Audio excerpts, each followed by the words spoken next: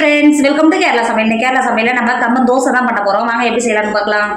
Friends, நம்ம கம்பன் தோசை தான் பண்ண போகிறோம். கம்பு மாவு இருக்குது பார்த்தீங்களா, அதை வச்சு நம்ம தோசை தான் பண்ண போகிறோம். அதுக்காக 250 கிராம் கப்பில் 2 கப்பு கம்பு சேர்த்துக்கிறேன். ஒரு பாத்திரத்தில் சேர்த்து கொடுத்துக்கோங்க.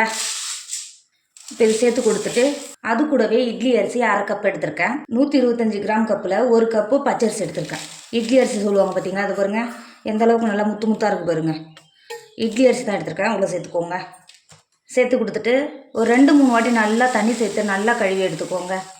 கழுவிட்டு நல்லா தண்ணி வடிகட்டிட்டு எடுத்துக்கோங்க. இப்போது நல்லா கழுவிட்டு எடுத்து வந்திருக்கேன். இப்போது கம்பும் அரிசி முங்குற அளவுக்கு தண்ணி சேர்த்துக்கோங்க. சேர்த்துட்டு மூடி போட்டு மூடி ஒரு வாரமாக வச்சுக்கோங்க. ஒரு 8 மணி நேரம் நல்லா ஊறி வரட்டும். கம்பும் அரிசியும் சேர்ந்து நல்லா ஊறி வரும். மூடி போட்டு மூடி ஒரு வாரமாக வச்சுக்கோங்க. இப்போது வேறு ஒரு பாத்திரம் வச்சுக்கோங்க. இதில் 125 கிராம் கப்பில் 3/4 கப்பு உளுந்து சேர்த்துக்கிறேன். சேர்த்து ஒரு பவுலில் சேர்த்து கொடுத்துக்கோங்க. 1 டேபிள் ஸ்பூன் பாருங்கள் நிறையவே எடுத்துருக்கேன் வெந்தயம் சேர்த்து சாப்பிடும்போது உடம்புக்கு ரொம்ப ரொம்ப நல்லது. வெந்தயம் சேர்த்துக்கோங்க. இட்லி ஊற்றினாலும் தோசை ஊற்றினாலும் இட்லி நல்லா சாஃப்டாக இருக்கும், தோசை நல்லா கலராக இருக்கும். இப்போ சேர்த்து கொடுத்துட்டு நல்லா ஒரு 3-4 வாட்டி நல்லா கழுவி எடுத்துக்கோங்க. நம்ம உளுந்தும் முன்னாடியே வெந்தயமும் கழுவிட்டு சேர்த்துனா அந்த தண்ணியிலே நம்ம அரைச்சிக்கலாம். அதனால் கழுவிட்டு சேர்த்துக்கோங்க. நல்லா கழுவிட்டு அதுக்கப்புறம் தண்ணி சேர்த்துக்கோங்க. இப்போ ஒரு 3-4 வாட்டி நல்லா கழுவி எடுத்துக்கோங்க. நீங்கள் இது போல் கழுவிட்டு சேர்க்கும்போது நம்ம இப்போ சேர்க்குறோம்ல அதை தண்ணியிலே தான் நம்ம அரைச்சி எடுக்க போகிறோம். போட்டு மூடி இதுவும் ஒரு 8 மணி நேரம் ஒரு உரமாக வச்சுக்கோங்க. இப்போது உளுந்தும் நமக்கு கம்பும் ஈவனாக ஊறி வந்துடும். இப்போ மூடி போட்டு மூடி இது 2 நாள் உரமாக வச்சுக்கோங்க. கம்பு பாருங்கள் 8 மணி நேரம் எந்த அளவுக்கு நல்லா ஊறி இருக்குது பார்த்தீங்களா. இப்போது நம்ம கம்பு அரிசியும் சேர்த்து நல்லா ஊற வச்சுருந்தோம்னா எந்த அளவுக்கு நல்லா ஊறி இருக்குது பாருங்கள். இப்போ பாருங்கள் உளுந்து எந்த அளவுக்கு நல்லா ஊறி வந்திருக்கு பார்த்தீங்களா. இப்போது இந்த ஸ்டேஜில் நான் அவுள் தான் எடுத்திருக்கேன், சோப்பு அவுள் எடுத்திருக்கேன். இப்போது 250 கிராம் கப்பில் 3/4 கப்பு அவுள் உள்ள சேர்த்துக்கோங்க. சேர்த்துட்டு ஒரு 10 நிமிஷத்துக்கு நல்லா ஊற வரைக்கும் நல்லா மூடி போட்டு மூடி ஒரு வாரம் வச்சுக்கோங்க. நம்ம கம்பு அரைக்கிறதுக்குள்ளே அவுள் நல்லா ஊறி வந்துடும். இப்போ இது ஒரு வாரமாக மாற்றி வச்சுக்கோங்க. ஊற வச்ச கம்பு ஒரு மிக்ஸி ஜாரில் மாற்றிக்கோங்க. கம்பு ஒரு மிக்ஸி ஜாரில் சேர்த்து கொடுத்துட்டு 1/4 கப் தண்ணி சேர்த்துக்கோங்க. தண்ணி சேர்த்துட்டு மிக்ஸி மூடி போட்டு மூடி நல்லா இட்லி மாவை பார்த்து அரைச்சி எடுத்துக்கோங்க. ஃப்ரெண்ட்ஸ், நம்ம அரைச்சது இந்த அளவுக்கு இருக்கணும். இப்போ பாருங்கள் எந்த அளவுக்கு நம்ம அரைச்சி எடுத்துருக்கோம் பாருங்கள். பவுல் வச்சுக்கோங்க. நம்ம அரைச்ச மாவை இந்த பவுலில் சேர்த்துக்கோங்க. இப்போ அதே மிக்ஸி ஜாரில் நம்ம ஏற்கனவே ஊற வச்சு எடுத்து வச்சுருக்கோம்ல உளுந்தும் அவளும் அது உள்ளே சேர்த்துக்கோங்க. சேர்த்து கொடுத்துட்டு நம்ம அவ்வளோ உளுந்து ஊற வச்சுருந்தோம்ல அந்த தண்ணியும் உள்ளே சேர்த்துக்கோங்க. மிக்ஸி மூடி போட்டு மூடி நல்லா அரைச்சி எடுத்துக்கோங்க. நம்ம உளுந்தும் மாவும் நல்லா அரைச்சி எடுத்துட்டோம். அரைச்சதை அந்த கம்பு மாவோட உள்ள சேர்த்துக்கோங்க. அந்த பவுலில் சேர்த்துக்கோங்க. ஃப்ரெண்ட்ஸ், நம்ம அரைச்சி எடுத்த மாவில் 2 டேபிள் ஸ்பூன் உப்பு சேர்த்து கொடுத்துக்கோங்க. உப்பு சேர்த்து கொடுத்துட்டு நல்லா கை வச்சு நல்லா கலந்து கொடுத்துக்கோங்க.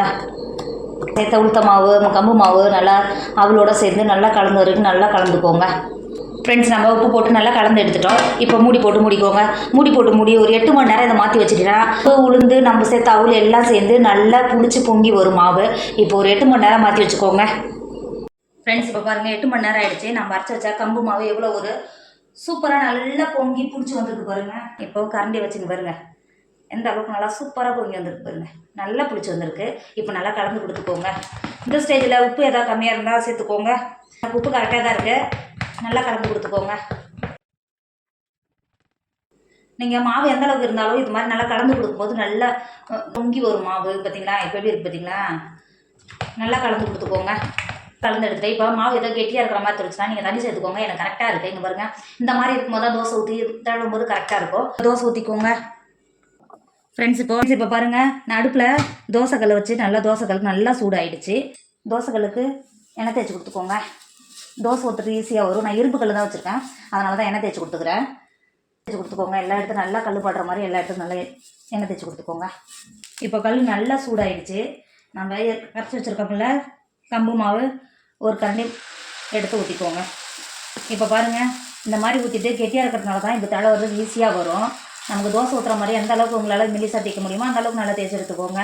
எனக்கு மெல்லிசா தேய்க்கிறதோட கல் தோசை சொல்லுவாங்க பார்த்தீங்கன்னா, அது மாதிரி ஊற்றினா தான் எனக்கு பிடிக்கும். அப்போ தான் நல்லா பஞ்சு போல் இருக்கும் தோசை. எனக்கு இது மாதிரி கிறிஸ்பியாக இருந்தால் எனக்கு அந்தளவுக்கு எனக்கு பிடிக்காது. மற்றவங்க என் குழந்தைங்களுக்கெல்லாம் ரொம்ப பிடிக்கும். இதை பார்த்தீங்களா இப்போ ஊற்றின உடனே எந்த அளவுக்கு நல்லா தோசை எந்த அளவுக்கு நல்லா ஓட்ட ஓட்டையாக வருது பாருங்கள். அப்படின்னா நல்லா சாஃப்டாக இருக்கும் தோசை. நல்லா வேக வச்சுக்கோங்க. தோசை ஊற்றி நல்லா தோசை ஒரு பக்கம் நல்லா வெந்து வந்துடுச்சு. இப்போ திருப்பி சேர்த்துக்கோங்க. பார்த்தீங்களா எந்த அளவுக்கு நல்லா நம்ம வெந்தயமெல்லாம் சேர்த்ததுனால எந்த அளவுக்கு நல்லா கலர்ஃபுல்லாக இருக்குது பாருங்கள். தோசை பார்க்குறதுக்கு டேஸ்ட்டும் அவ்வளோ ஒரு சூப்பராக இருக்கும். எனக்கு ரொம்ப ரொம்ப பிடிக்கும் ஃப்ரெண்ட்ஸ். இப்போ தோசையை இன்னொரு பக்கமும் நல்லா வெந்துருச்சு. இப்போ பாருங்கள் திருப்பறதுக்கு எவ்வளோ ஒரு சூப்பராக வருது பார்த்தீங்களா தோசையை. இப்போ நல்லா வெந்த தோசையை இந்த மாதிரி ஹாட் பாக்ஸில் போட்டு வச்சிட்டிங்கன்னா 2 மணி நேரத்துக்கு நல்லா சூடாகாமல் இருக்கும். இப்போ இருக்கிற தோசையெல்லாம் ஊற்றி இது மாதிரி ஹாட் பாக்ஸில் சேர்த்துக்கோங்க. உங்களுக்கு மெல்லிசா வேணும்னா கூட நீங்கள் முடிஞ்ச அளவுக்கு நல்லா மெல்லிசா ஊற்றுவீங்க. எனக்கு மெல்லிசா ஊற்றினா அந்தளவுக்கு பிடிக்காது. ஆனால் மாவு அந்தளவுக்கு நல்லா சூப்பராக இருக்கும். நீங்கள் எப்படி ஊற்றினாலும் தோசை ஈஸியாக வரும். பாருங்கள் இந்த அளவுக்கு ஊற்றினாலும் ஈஸியாக வரும்.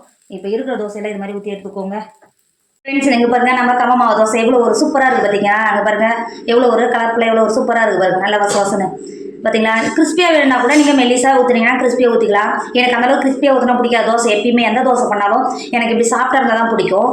இங்கே பாருங்கள் எந்த அளவுக்கு நல்லா சாஃப்டாக இருக்குது பார்த்தீங்களா ஃப்ரெண்ட்ஸ். அவ்வளோதான் ஃப்ரெண்ட்ஸ், நம்மளோட கம்ம மாவு தோசையெல்லாம் நம்ம சுட்டு எடுத்துகிட்டு பாருங்கள். பார்க்கவே எவ்வளோ ஒரு சூப்பராக இருக்குது பார்த்தீங்களா.